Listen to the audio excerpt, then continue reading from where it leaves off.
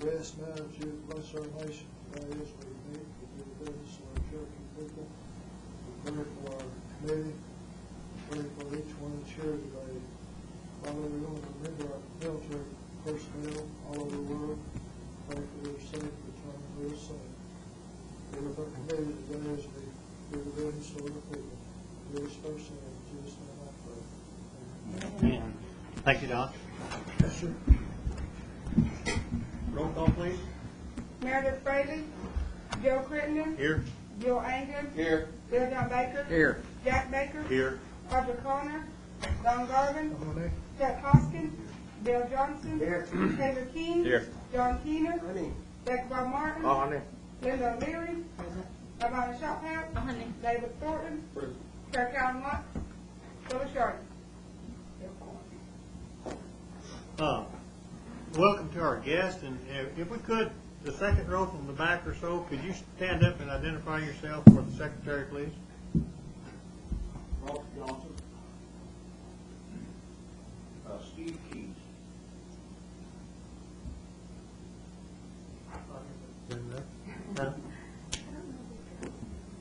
Mr. Enlow? Next to Mr. Enlow? Okay, she knows the rest, and so to hurry along here, we'll go ahead. We have one item on our agenda. It deals with redistricting. Also, most of us have a copy of a new redistricting map that was hammered out, I guess, on the 2nd of November. And hopefully we've had time to look that over. We also have a piece of legislation in front of us, which deals with the same thing. I'm not sure where we want to start. I guess it's Meredith couldn't be with us today. She had an appointment she couldn't turn loose of that she needed to make, so she told me to go ahead and sit in. And she mentioned, Mr. Keene, that you might want to talk about this legislation to us at some point. Todd, have you got something either? I'll just get us the ball rolling on it. Okay. Before you, you have a piece of legislation that would incorporate the proposal that the Rules Committee ad hoc group came to discuss to attempt to reach some sort of compromise and answer some of the concerns that Chief Smith had in his veto message of the previous act. The major, I guess, objection the chief had was some of the disparity in the districts under the act that you would consider for a veto override tonight. What the ad hoc committee attempted to do is to use the same information that had previously been provided to the council and make a more proportional distribution of the citizenship in the district. And that is reflected in the map here. Also, in the legislative act, there's some cleanup language about Section 5, B, C, and D, which deals with how the apportionment is to take place. We would repeal Section B and Section D of the Election Act because it just wouldn't fit if you go to a 15 district.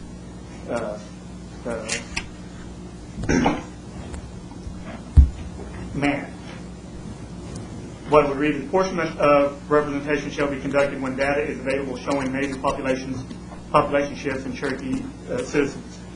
That means that any time that the council becomes aware that there is a major shift in the population, you have the right to come in and reapportion for the election. But it also says in any event you'll do it every 12 years regardless. So it does set a time frame in which you have to do it.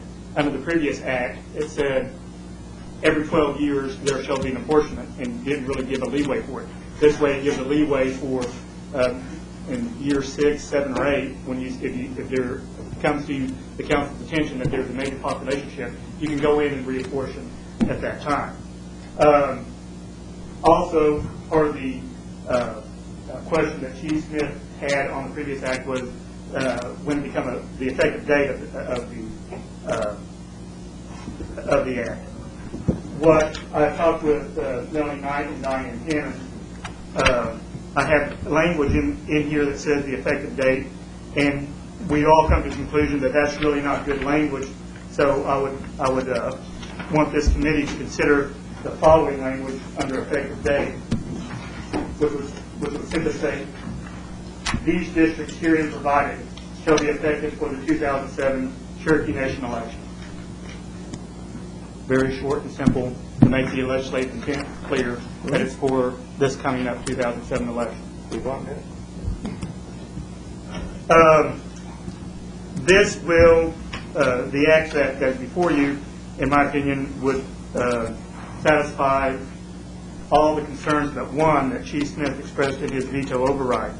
That one exception is that he states that it is too late at this stage of the game in that we are within the 270-day rule where someone could locate and become a counselor. I disagree with him that that is a constitutional infirmity. It's my belief that everyone has a right to run for council where they live. If I live in Greasy, I should be able to run for council in the district that represents Greasy. I don't believe I have a constitutional right to move to Westville and run for council. This, what the 270-day rule, changing it at this point, the only thing it's going to affect is people carpetbagging, moving into a district simply to run for council. Under this act and under previous acts, you'll be able to run for council. You'll be able to run for council where you live and where you have your residency. And I think that would pass any court scrutiny. And with that, that's all I had to kind of set the stage. I know there'll be a series of questions. Mr. Inlow is here, Mr. Justice is here, and I'll turn it back over to you, Mr. Chairman. Thank you, Tom. Anybody got any questions for Tom before we shut the camera? Linda? Thank you. Tom, Yes. looking at page 9. Oh. On this, I have a question here. You know, there's Delaware County has the line across the bottom there, the south end, and then it's got Lowry in District 2. Lowry and Reach is actually in Delaware County. Does that mean Lowry Prairie Lowry's would in be? Cherokee County. Huh? Lowry's in Cherokee County. Lowry's Where's school. the? Yeah, Lowry's Down Cherokee. Lowry School. So how that is the county line right there. I mean, that is Delaware County's not going to be cut up or anything. No, that is the county line there where it says, when you're referring to Lowry, there is a community Lowry in northern Cherokee and County. I know what county it's in, but there's a little place there called, you know, with always Lowry there with a church and old businesses, and that's in Delaware County. Well, for District 14, the southern border will be the county line. Okay. And also, since we're talking about District 14, as you will recall, when we did that line through Highway 20, we divided it in J through Lindy Street.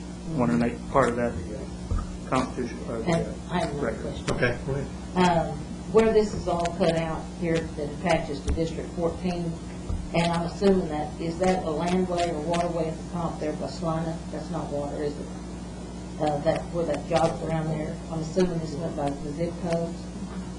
It's my understanding that this is a zip code, right? A particular zip code? Right.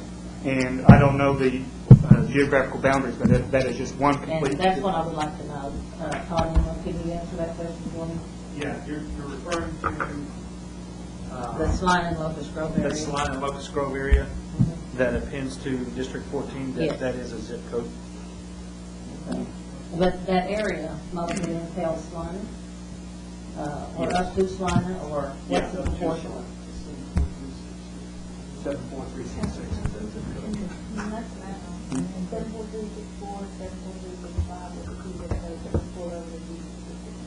Say it again. 74364 and 74365. Okay. Do you remember what towns or runs up to or what point of reference? That's the line, 74365 is. So it runs up to the town of Salina? And does it take any of Locust, the town of Locust, or up to it? Not that I'm aware of. Not that I'm thinking incorporates the incorporated area.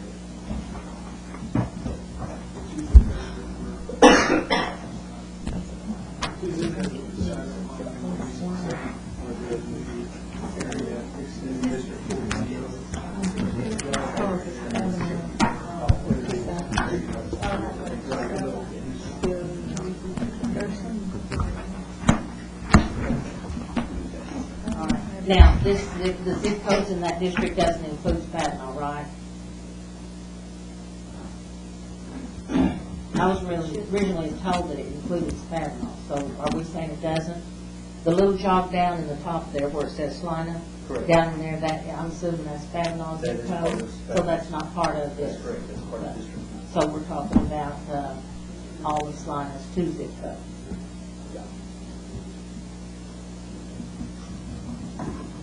Thank you. Mr. Allo, you want to go ahead, since we're looking at the book, you want to kind of flip through it like you did, excuse me, Tom? Yeah, let me hand out Since I have dealt with the change on the act itself, there's one anomaly in the map that I would want the council to, or committee to consider, and that would be in District 12 and District 10, which is Rogers County. You'll notice that northern Rogers County was all brought into Washington County to make up District 12, except you have a little piece of land there, an enclave or an enclave. I would recommend that the committee just make that all Rogers County, all blue, because you don't want to have parts of district that is landlocked or separated from the majority of the district. I think it's bad for the voters and bad for the candidates. So that area would, oh, I'm sorry. Yeah. So that area up there where it says Cherokee would be included in what? District 12. All of it would be District In 12. Clarksville, Washington. Right. That would be my recommendation. That, just for discussion, that portion that you see in Rogers County is part of 74332, and based on apportionment, that would adjust the population count by 85 citizens in District 12 and subtract 85 from District 10. Okay.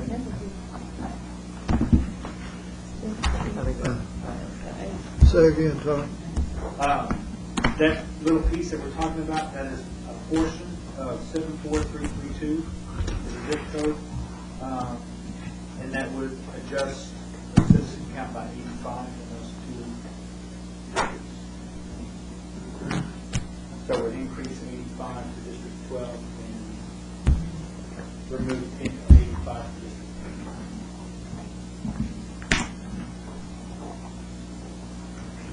10. Basically, and I don't want to bore you too much with details, but I wanted to talk to you a little bit about how we got to where we are today. And so we made a PowerPoint presentation, but it's not very conducive to make a PowerPoint presentation in the council house. So I printed up packets, and on the second page, it kind of shows you how we did districting prior to this. I mean, this is actually how the districts were drawn up today. It was all based on zip codes inside the county boundaries. And we're doing a little bit more research in Muskogee County, for example. You see some tan or manila area, that kind of off-white color, chews up most of Muskogee County. That is 74401. And why that was left out. And that's basically, this was the zip code table that has been implemented in the registration system since prior to 1995. And that was the original table structure that was done to develop the districts that we have today. The next page shows the redistricting timeline. Basically, the big thing I want to point out of that is the council elected to select data from 6/29 of 06 from the registration system for its analysis. Then on the 14th, you guys also elected to use P.O. boxes for the redistricting process. That gets us on the next page, it gets us to 111,677 tribal citizens that live within the 14-county jurisdiction based on that 62906 data, and that's out of a possible 263,957 total citizens. And the reason that we're talking about proportionment and registration analysis, and I'll get into that in just a little bit, is because of those zip codes that lie along the boundaries where it's difficult to identify either all of the zip codes counted in or out. And so on this map, we've highlighted those zip codes that are on the fringe, and that's it's a horizontal map. Sorry, I jumped a couple pages on it. Horizontal map that looks something like this, and registration versus proportionment. Should be about the 5th or 6th page back. Those are the zip codes that are on the fringes of our jurisdictional boundary, and it's difficult to identify exactly where our citizens live in those zip codes, so we were looking at other mathematical alternatives to try and identify those citizens in those areas. If you look at the citizen count, there are 21,279 that live within those zip codes that we're discussing all of this about, whether to count in or out. That equates to about 19% of our total population that are in the 14 counties. When we look at proportionment, and this is basically, proportionment is if I have a jurisdictional boundary and 10% of its area is physically within the boundary, we count 10% of the total population of that zip code in. Likewise, 90% is counted out. So that's what proportionment does. It looks at the physical area of that zip code in the county or out of the district, how much of that area is physically in or out, and then we apply the total population of that zip code against it. So if there were 1,000 citizens that lived in that zip code, 100 would be counted in, 900 would be counted out. And based on that proportionment, there are 9,589 citizens that would be counted in those zip codes along the boundaries. So we drop roughly 12,000 citizens, and it reduces the total count to 9.45% instead of the 19% that are affected by it. So that's one of our offerings of mathematical analysis to try to equate where these people live, since we can't identify them exactly. On the next page, it's basically the same map, but it illustrates pinpoint coverage where those citizens live. And this is some of the analysis we try to do of actually telling you exactly where they live. So we wanted to try and count them in or out, knowing exactly where they live.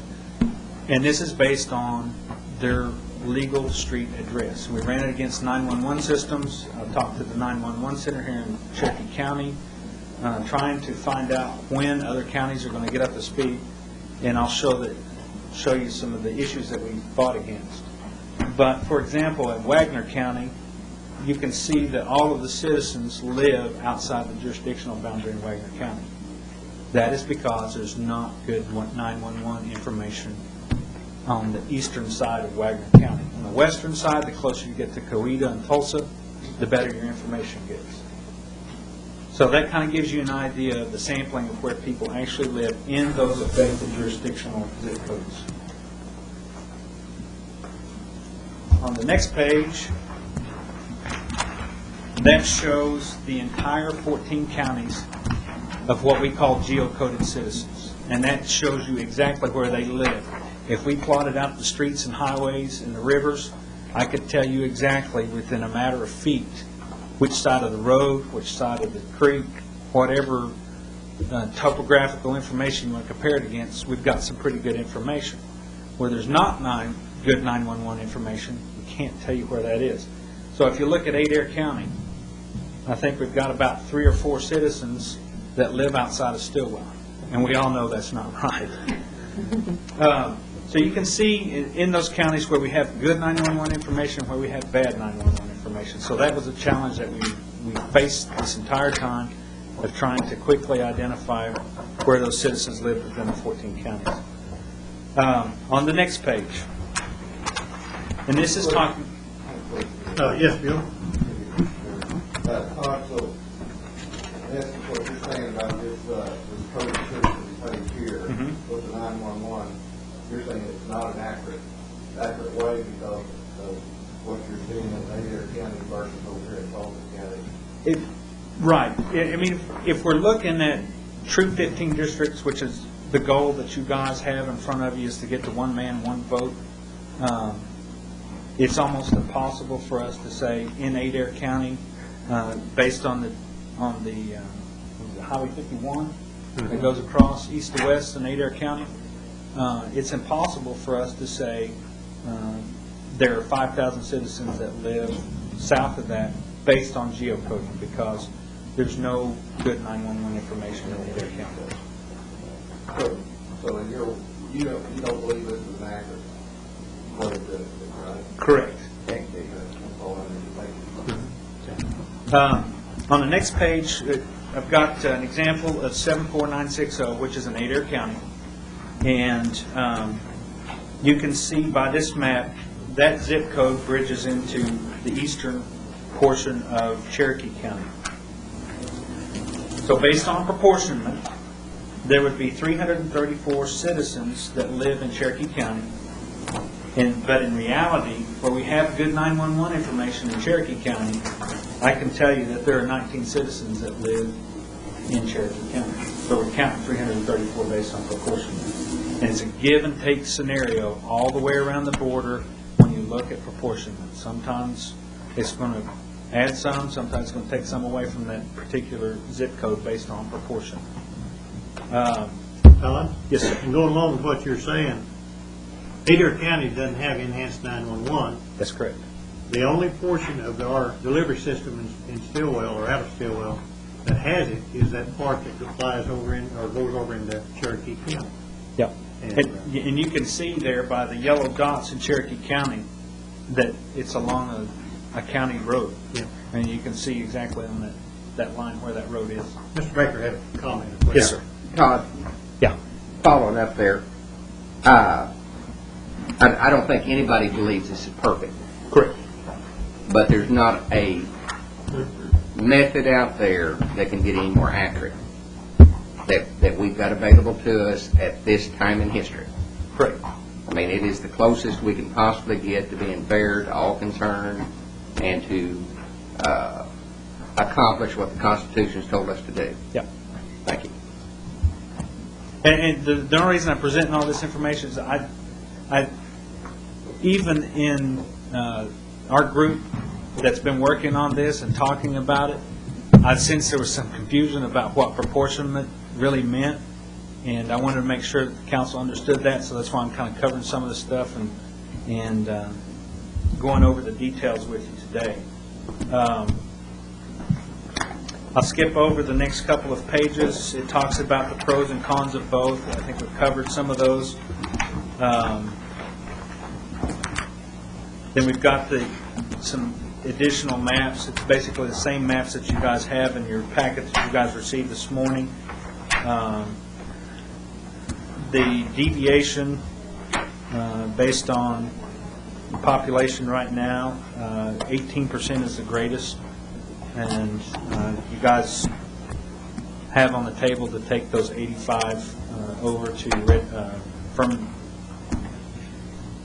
from District 12, or from District 10 and add it to 12. And then last but not least, the last 3 or 4 pages of the presentation, which starts with Election Commission concerns, should be right after the statistics. The Election Commission, yes. Mr. Keene has a question or comment. Just while you're on that topic, I know we were visiting prior to the meeting, Todd. Yeah. But again, trying to get District 12 better than the 18% variance there. We talked about taking, there was a zip code there that Mr. Justice had noted, 74021. out of District 10 and into 12. How many, what was the count on that population? 317. And it's not, basically, just to add on to this conversation, Speaker Fraley asked a few of us to be on a special subcommittee, and in particular asked Councilman Baker and I, since we don't really have a dog in the fight here, to take a look at all this stuff and see what we can do to help people understand. Yes, the counselor at large. And so we went through all this, and we looked at every possible method we could. And, in the end, we had to just go down and say, zip codes, the data that it comes from, and we need to move some around to try to get these more balanced. And if there's any other solutions, we'd be glad to try to entertain them in there. But that was the last one, was 74021. And the other one that was still grossly small is down in District 4, but we just couldn't figure out any way, based on zip code data, to take anything out of District 3, which is the largest one close to it, and to get any of them over there. I mean, we're restricted to census data here, and there's only so much we can do. But to me, that's this is the best way to meet that reasonable factor. Right. And we exhausted everything we knew to try to get it there. And it's kind of interesting. The GIS folks gave me a book the other day. We'd actually ordered it when we started the whole redistricting discussion, and it's published by ERISA, and it's actually a guideline of how cities, state, federal level redistrict. And one of the things that we should really consider is a census. That's basically how districts are drawn up at the federal and state level, and they do that every 10 years, and then districting and apportionment is done based on that piece of information there. And we don't do anything like that today. We just basically rely on our citizens to update the registration information if they move. And for example, my address has not been updated since the last time I moved. I still live in Cherokee County, but I live in a completely different area of Cherokee County. And based on districting today in registration, I would be voting in a different district. So it's something that would be very costly, but as we grow and move down the path, it may be something that the council wishes to look at, is actually doing some type of census of our citizens.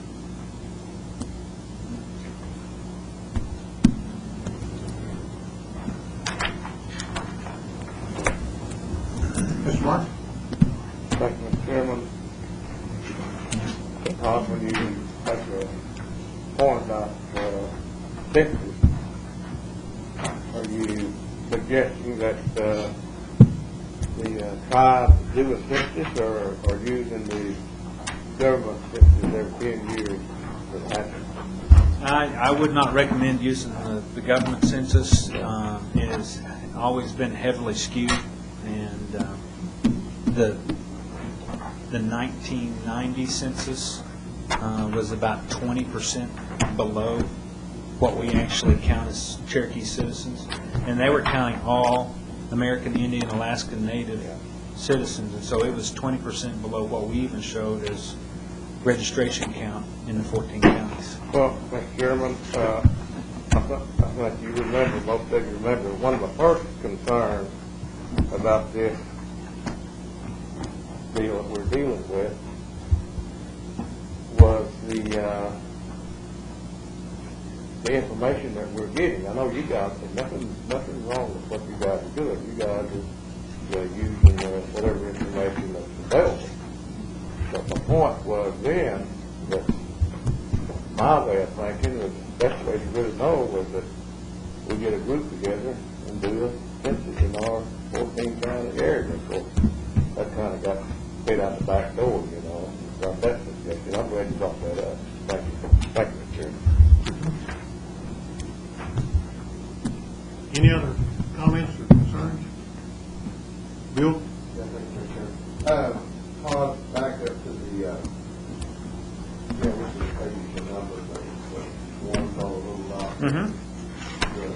The numbers Yeah. I just have some concern using the numbers or the percentage you used earlier of how accurate that would be for the border district because of, say, the majority of these people say they decide to go at large. You know, then what does that do with our district? And when we lose all these that you're planning on being in our district, and then all of a sudden they become that large voter, and our districts fall way below that number of 6,000 or whatever the number is, 6,795, 6,118, and all of a sudden we lose all these over boundary citizens. Well, There's a percentage of them. let me see if I can address that. The information that we're looking at today is strictly based on registration information. And so there's 111,000 citizens, but obviously we don't have that many that register to vote. I think there's 38,000 registered citizens or registered voters. So for purposes of districting, we are looking at the entire registration population. And we may factor some in and some out, but when it comes time for them to register to vote in the election, when they go to the election commission, they will say, I live at XYZ address, and they will say, okay, you're either in or out of district, or in or out of the zip code, and this is a district that you'll vote in. So I don't think you will have, in that example that you gave, I don't think you'll have people that elect to go to and at large, for purposes of districting, they just won't be, they may or may not be counted specifically for those individuals. And so like you have a zip code, say like, where it's a 74070 or 74073, that we know that they're on both sides. How do you tell them people where they go vote? Well, and that's one of the challenges the election commission is going to have in front of them. And we can do that on an individual by individual basis, but when we're looking at 263,000 citizens and then 111,000 citizens inside the 14 counties, when they come in to register to vote, we can work with the GIS shop, and the election commission would have the information of saying they're either in or out of district based on their address, or if we don't have good 911 information, we'll have to get driving directions to their house and determine if they're in or out. So they would actually be able to register and know if they're in or out of the district or which district they're in. Todd, I don't see anyone here from the election commission unless I'm overlooking somebody. You want to, have you talked to them? You want to flip? Yeah, these are, and David and Robert had actually spoke to them, but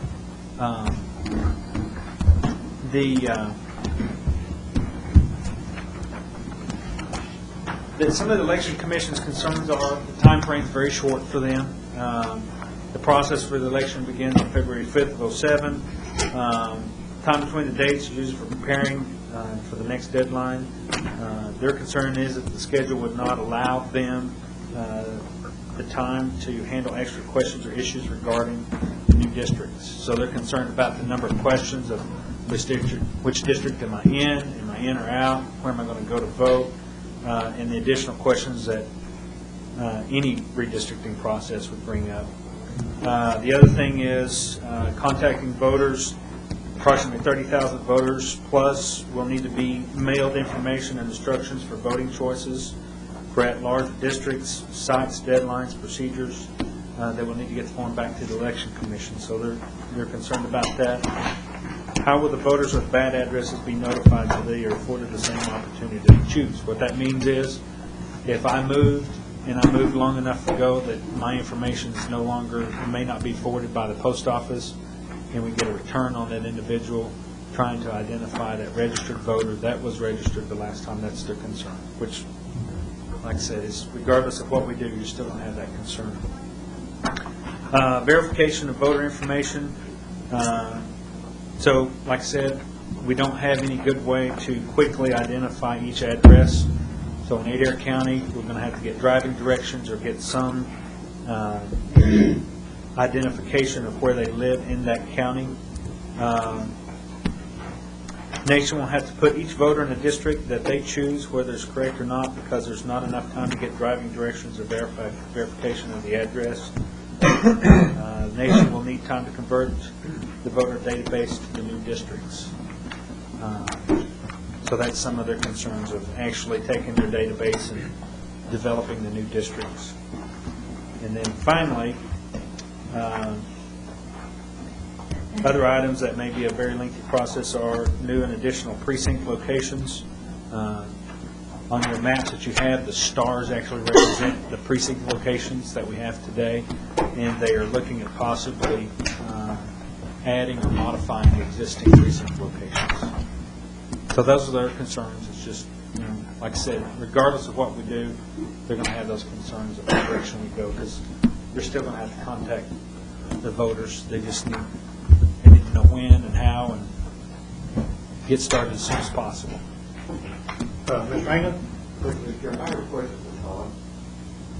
Yeah, the other Todd? The Are you referring to the bad Todd? I understand, that there's, when they say Todd over at the executive branch, they have to say, oh, are you talking about the good Todd or the evil Todd?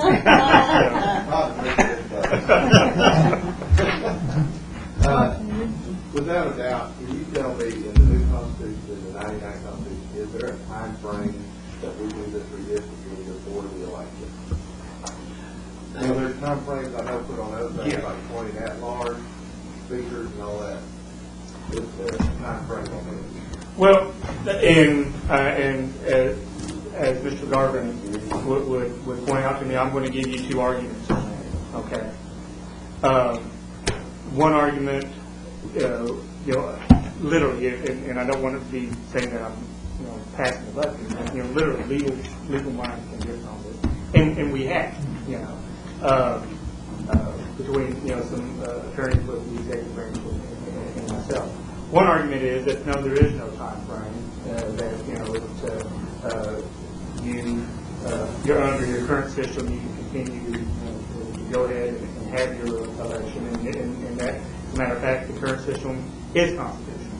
Okay, so therefore, there's really no reason. The one thing that is required in the Constitution under this is that you have, within 1 year you have to have a staggered term. So you're going to have to stagger terms regardless one way or the other. Okay. Now the other counter argument to that is that the Constitution is what it is, and it's already in effect. The Constitution is in effect, and if the Constitution calls for 15 seats to be regionally proportioned, that's what it means, 15 districts. So therefore, there is no option. You have, it's not a question of a deadline. It's that's already occurred. That you have to do districting. That in order to have a valid election come 2007, both are plausible legal arguments. Okay, and any way you go, folks, there will be a legal challenge. All right. So you're not going to make everybody happy. There will be a legal challenge to it. That's why you need to do what is in your best judgment, in the most reasonable.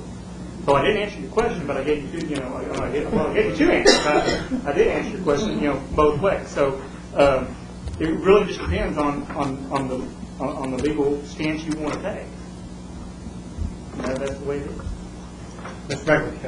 And follow up on Bill's, 8 years ago, the council decided to do nothing. Right. And there was a lawsuit. There was. And we're under a districting system right now that the tribunal put in place. Correct. And they thought it important enough to do it before the election so that everybody got fair representation and whatever. So I'm of the opinion that if we do nothing, the courts will do it for us. And it's our job to do it, and we might as well just belly up and do our job and go on down the road. The case of Councilman Baker is referred to as Nicolay versus the Election Commission, which was filed sort of almost like the same time frame that we're talking about here. The file in November, and the court decided in December for February, filing for candidates. So I understand the Election Commission's concerns about time, and they are legitimate concerns. But 8 years ago, we were in a very similar boat, and the court said, elected commission, you're going to make these changes. And a lot of the same arguments were used by the elected commission in the late decision, saying that, well, we just don't have time, it's physically impossible. The court made it possible to do it. So, it's, yeah, we've been there before. Mr. Garman? Thank you, Mr. Chairman. Some of this I like, some of it I don't. My district, I love it, love the people. It's probably the longest district I know it is, probably 60 to 75 miles from Yonkers down to Boyertown. And my community money just doesn't go very far, just spread out all this area. But I noticed two of the districts are a little bit large, and two are a little bit small. Well, I know your arguments, you couldn't do a lot about it, but some of us are losing a lot of people, and some of us are not. I know Chuck, he's probably about the only ones keeping basically your same people, correct? Yes. But I'm losing Bohr, Braggs, Fort Gibson, Wagner. I'm losing a bunch of people, so you can see I've got mixed emotions here. And I know I've been preaching for a long time, one man, one vote, and this pretty well takes care of that situation. But I sure hate to lose my good people. I have friends all over the area, and it's going to be a difficult situation for me. Thank you. Well, my comment is, I guess I like it about as good as I'm going to like it, or did like it, or whatever. With that one exception there, that part of that District 10 needs to be included in District 12, but I think the legislation already does that. If I read it properly, it says Washington and Northern Rogers County, so that pretty much takes it. Is that right, Todd? Those descriptions on those districts are not meant to be exact. It also says they're, in accordance with the map attached as Exhibit A. Okay. I would want a specific motion out of committee to change that, if that's the will of the Mr. Baker. Mr. Chairman, I would move that the zip code that says Chelsea, that has 85 people in it, be taken out of District 10 and moved into District 12. That's zip code 74332, I believe. Second. And just for clarification, it is only that part that's in Rogers County, because the 74332 goes on through the adjacent county. Mr. Garland? Todd, in District 8, it includes McIntosh also. Does that need to be stated? Yes, that is correct. It's not stated on this right now. Okay. We can add that in there, because that's just meant to be a description. Okay. I have a motion and a second on the floor for that one. Let's take a vote on that. Point of order. We haven't voted to consider this yet. These changes, so we need to consider this before we agree to move anything. Motion to pass, to pass the legislative act. Is that what your point of order is? Yes. The act itself? Right. Okay. Mr. King, did you have any more further comments about the act? Yeah, they can wait. Acknowledge the point of order. Okay. Mr. Johnson? Just one thing, and Todd pointed out in regard to the election commission concern, that part of the designation will have to put each holder in the district that they choose, whether it is correct or not. Because there is not enough time to get driving corrections and verifications for those answers. Commission will need time to convert the voter database to a district. And immediately it brought back the historical fact that took place back to the time of the Dawes decision, when there was never any verification of blood clotting, apparently because I have family on one half of what the city is on. And it was just a matter of whatever people said, it was accepted. I'm just saying that, you know, it might be worthwhile at this way to make sure that we do this, but this is going to be a long-term situation. And the fact that blood farming difference, you know, it doesn't make a lot of difference in regard to being a member of the Cherokee Nation, but with other tribes of Cherokee, they would recognize it does. But anyway, I just wanted to throw that out for thought and consideration. Thank you.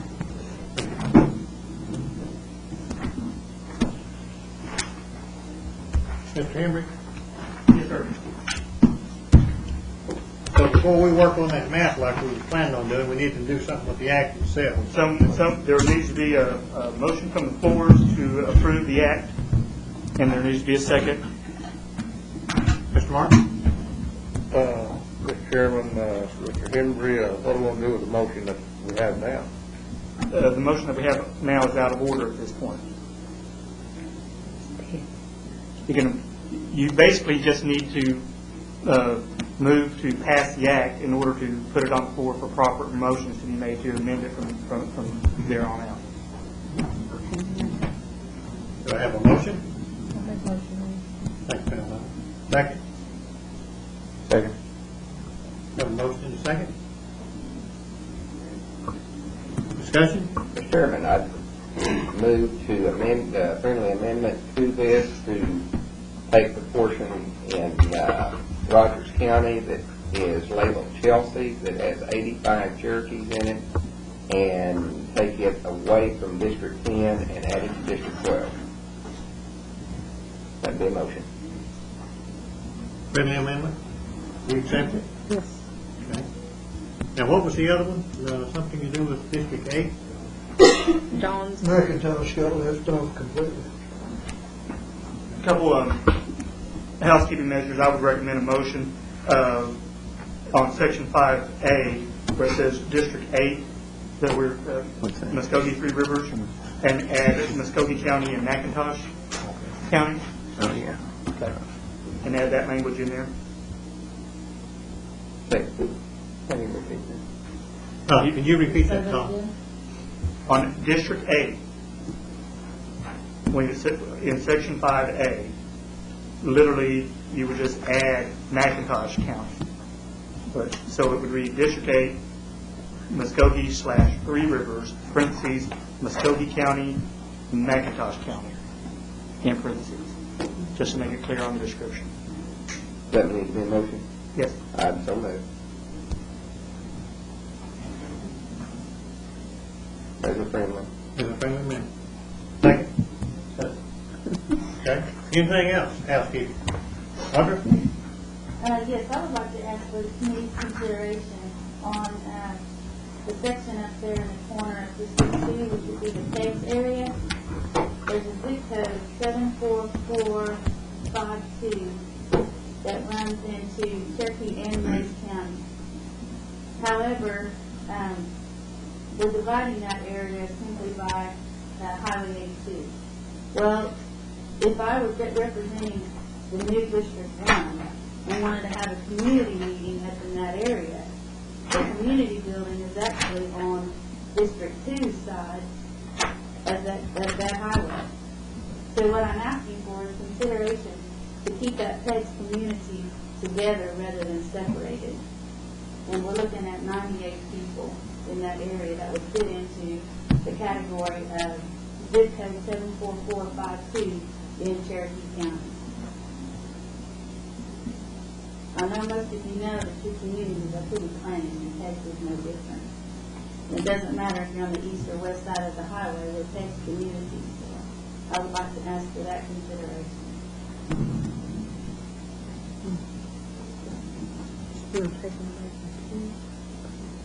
We'll take 98 votes away from District number 2 and would add 98 to District number 1.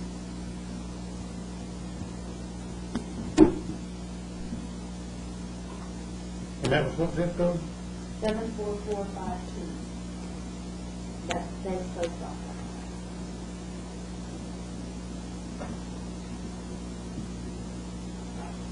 And I know just dividing it by 82 looks like the most simple way, but that splits the community actually in half. And I'd really rather see that community be able to stay in one area together.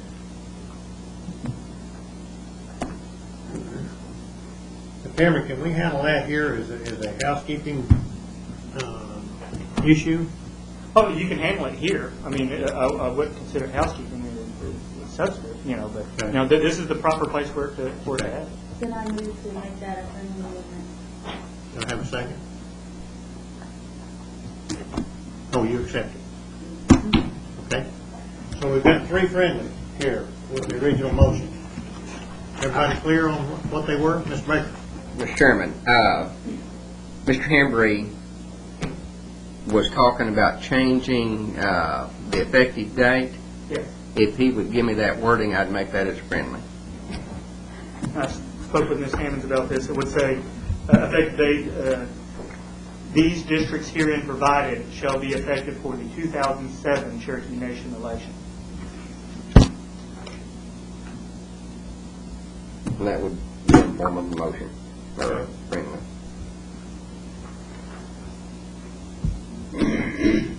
And Mr. Henry, you had your hand up there a minute ago before you got up. Okay. Okay. All right. We're going to start with the last one. Go back. Come forward. No? I can't remember what they were.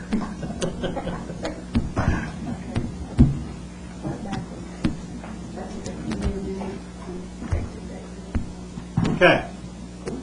I think I'll start with the last one we had and go backwards. Would that be all right with everybody?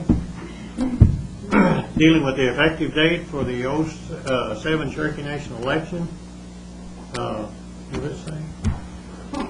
What does that say?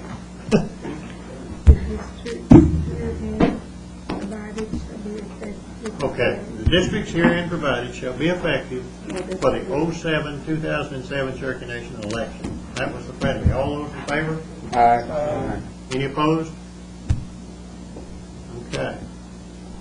Next one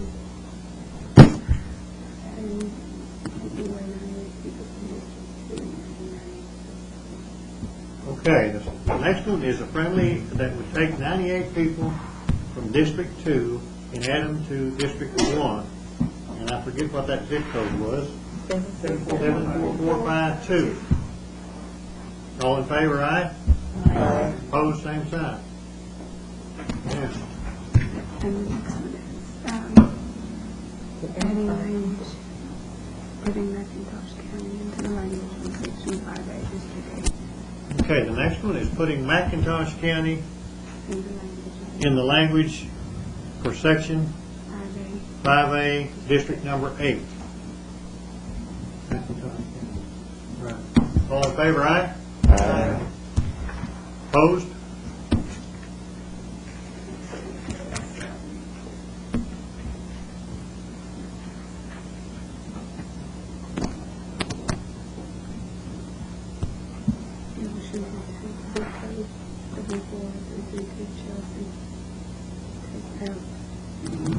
Okay.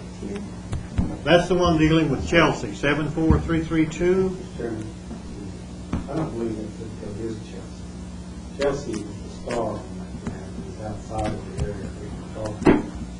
That is correct. That label of Chelsea actually represents the precinct. Okay, just say Chelsea. Chelsea is the zip code. Okay. I think what we should do to clarify that, it should be zip code 74332 In Rogers County. in Rogers County. Okay, so we're going to take zip code 74332 from Rogers County. We're going to take it out of District 10, which is Rogers County, and we're going to move it to District 12. All those in favor, aye? Aye. Opposed, same sign.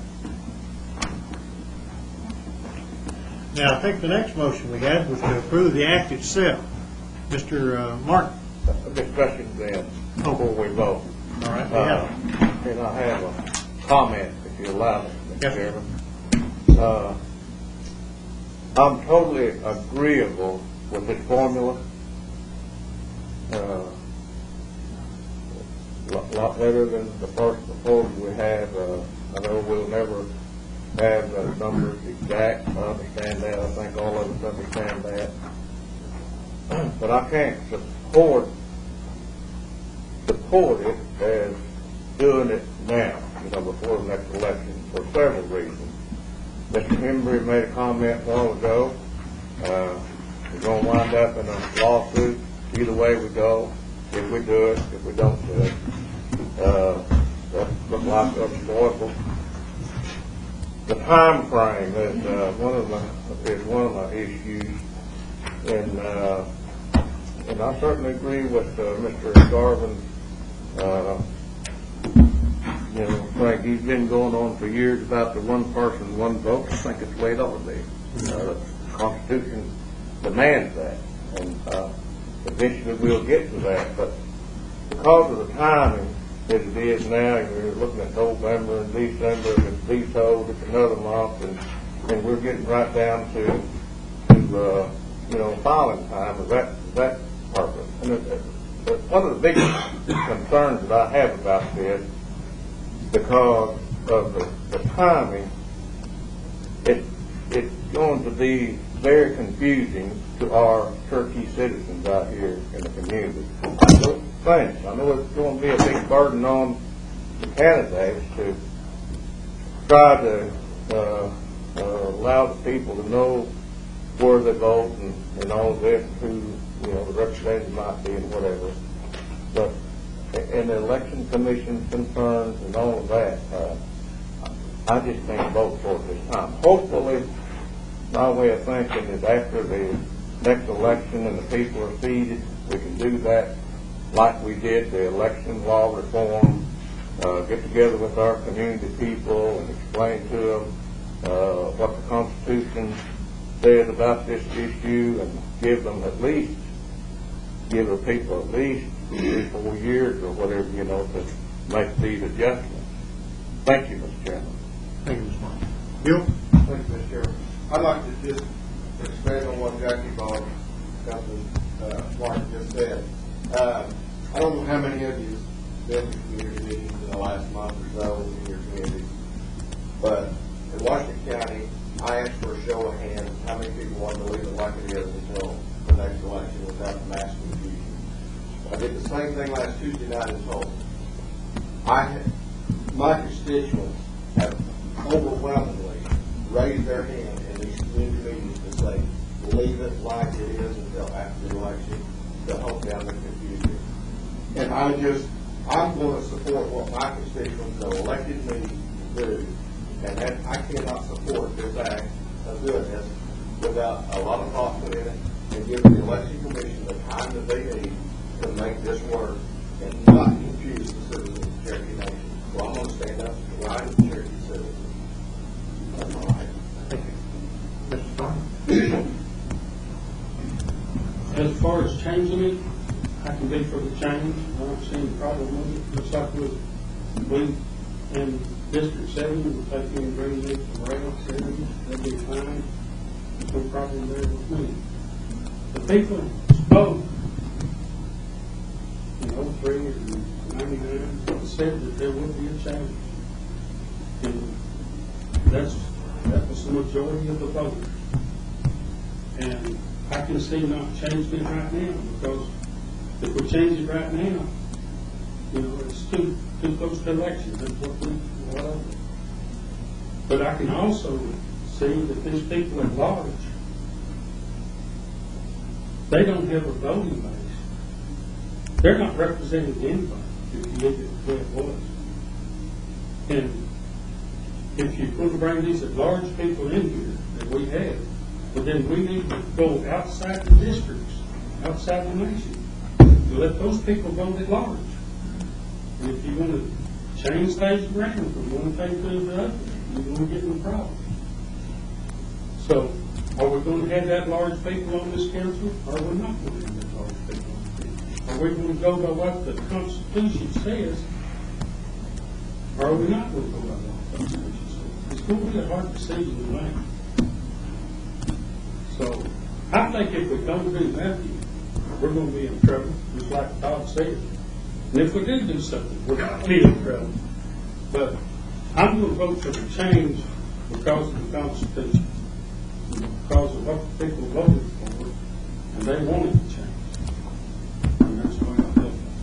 And something else to think about, we've got 15 districts now that are more equally split up or divided than we had the first go around, and it got vetoed, and this very well may get vetoed too, because we haven't addressed, we haven't satisfied, and we can't, the 270-day time frame that Chief talked about in his veto message. So, irregardless of what we do today as far as passing this, it may get vetoed again anyhow. So, that's just something else to think about. Any other comments or questions?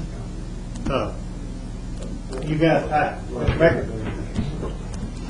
Well, my only concern is if we don't do something now and redistrict after the election, we may wind up with 2 council members from the same district after we reapportion, and we may actually have one of those given, depending on whether we do that or not, a 4-year term and another 6-year term, which means at the next election, one of those could not run.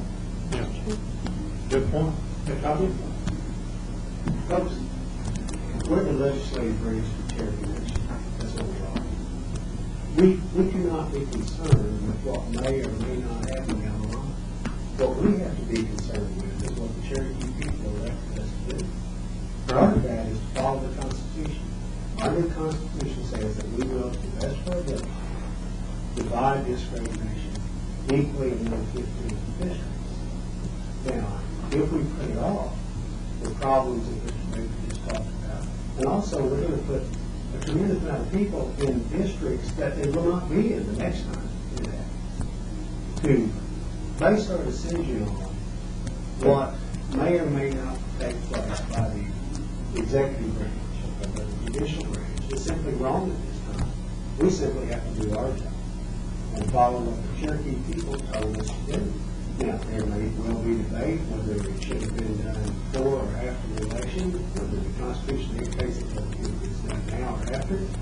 We can't, I don't believe, pick and choose what part of the new Constitution we're going to follow. If we're going to follow the new Constitution, we have to, the best of our ability, follow all of it. And in doing so, one of those things we have to do, no matter how distasteful it may be, is to work through this process that I think that we've devoted a tremendous amount of time to. And I appreciate all the work that Todd and all of his crew, everybody's put into it. But to base a decision that we make in the best interest of the Cherokee people on what may or may not happen after today, I feel is wrong. We have to make a decision based on what we, the legislative branch, is empowered to do in the Constitution, and that's all. There's one other thing to talk about in this is when these justices make a decision to bring this Constitution in the Cherokee Nation, they reverted back to 2003. We were elected in 2003. We've served one term. According to that new Constitution, you had one more term to serve. And I believe that will be the law. And so you have to think that you're going to serve one more term, but after that, you're not going to be in it. Well, you'll sit out. That's something to think about. Am I right, Todd? I would agree with that statement. That you all are serving your first term until 2003. Thank you. Anything else? Mr. Baker? Yeah, and part of the thing that hadn't been mentioned in here is that the citizens of Cherokee County, by virtue of population, have picked up another seat. And to do nothing is to cheat those people out of their representation and to give extra representation to a smaller class. I think it's clear that we're to redistrict. I think it's clear we're to have 15 separate seats. I don't think that people under the new Constitution are going to be are to have 2 votes where they get to choose 2 council people. I think they get one vote. I think the absentees, when they choose a district, they get one vote.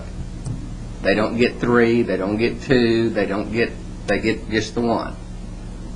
And to ignore the constituents of Cherokee County in their population and not give them the duly deserved 3rd seat would be terribly wrong.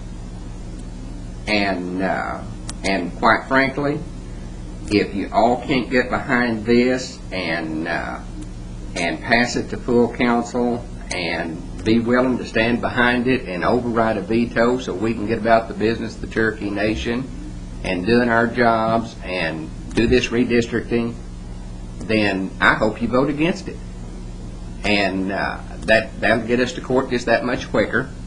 And I'm convinced that the Supreme Court will decide this matter.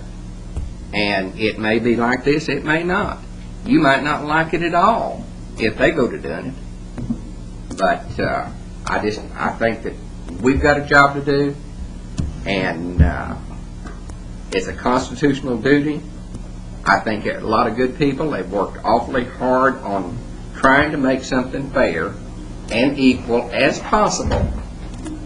And a lot of time's been done, and there's time to do it and get it out and get about the business of the Cherokee Nation. There is no doubt in my mind that I would be better off letting everybody in Cherokee County vote for me whether we had 1 or 2 seats, or 2 or 3 seats. It would be personally better for me. But that's not what this is about. This isn't about what's personally better for you or for me. It's what's good for the Cherokee Nation. And it's the right thing to do. And I'll support it and hope everybody else does. Any other comments? I have a motion on the floor and a second to approve the act. It is an act, and I would ask for a roll call, please. Bill England, No. Bill John Baker, Yes. Jack Baker, Yes. Audra Connor, Joe Crittenden, Yes. Meredith Brady, John Garvin, Abstain. Chuck Hoskins, Yes. Bill Johnson, No. Taylor Keene, Yes. John Keener, Yes. Jack Bob Martin, No. Linda O'Leary, Yes. Nevon Shophouse, Yes. David Thornton, Yes. Sheriff Calvin Watts, Phyllis Sharkey. 10 yeas, 3 nays, and 1 abstention. Yeah, passed. Thank you. I have nothing else on our agenda. I would entertain a motion to adjourn. Second. Oh, excuse me, Chuck has a comment. Yes. That is the intent. I move that we move this to full council to amend the agenda and take care of this because it is so timely. Second. Have a motion and a second.